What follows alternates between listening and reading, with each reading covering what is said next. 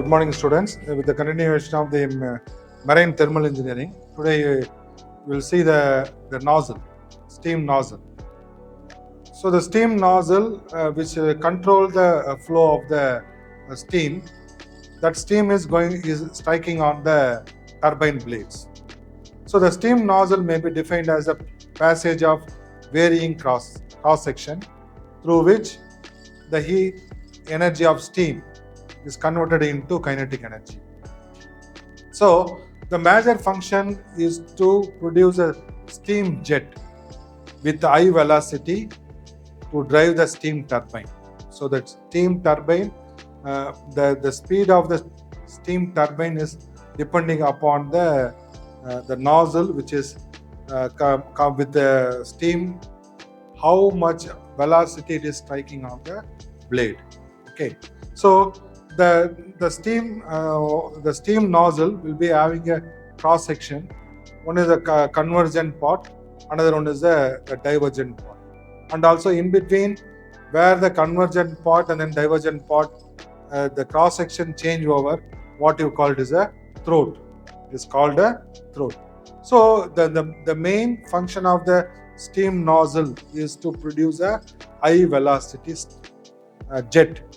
So here the steam is entering in the convergent portion with high pressure and low velocity. And then when it is coming out from the nozzle, it will be having a high velocity, low pressure. So it is losing the pressure. That pressure energy is converted into velocity. So that velocity is high velocity steam, which is striking on the turbine blades.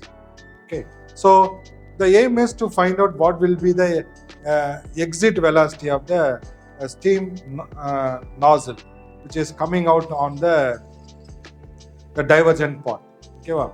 So here there is an energy loss taking place on the steam nozzle. So here high pressure, low velocity on the input, and then exit side high velocity, low pressure. So there is a energy drop. So what you can do now, you assume the enthalpy of the steam at the entering to the nozzle, you can take that is a H1, and then H2 is the enthalpy of the steam section where you want to calculate, and then HD is the heat drop during the expansion of the steam. That means the difference between H1 and H2. Okay, so considering 1 kg of steam flowing through the frictionless nozzle, so the kinetic energy is equal to the adiabatic heat drop. So the kinetic energy is equal to the adiabatic heat loss. So the kinetic energy, that is of mv square, you know that the particle which is moving, but here the kinetic energy is c square by 2, which is equal to the enthalpy drop. That means the adiabatic heat drop. That means HD, that is nothing but H1 minus H2. H1 minus H2. So here C is equal to when you are doing the calculation, you will have the kinetic energy which is exit on the nozzle will be 44.72 into square root of HD.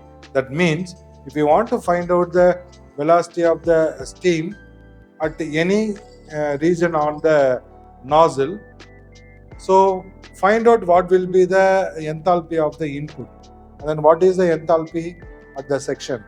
Take the difference, that means H1 minus H2. C is equal to 44.72 into square root of HD. That will give the velocity of the steam. Okay, so this is the velocity of the steam you can able to find out.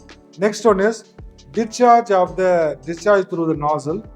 How much discharge is happening on the nozzle when it is coming out from the nozzle diameter. So what to do is you have to go by the Rankine's formula. That means N1 by N by N minus 1 into P1 V1 minus P2 V2. So doing that derivation, you can able to find out what will be the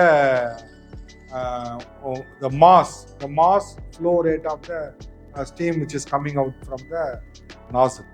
Okay, so after this I'm stopping. You will continue in the next class. Thank you.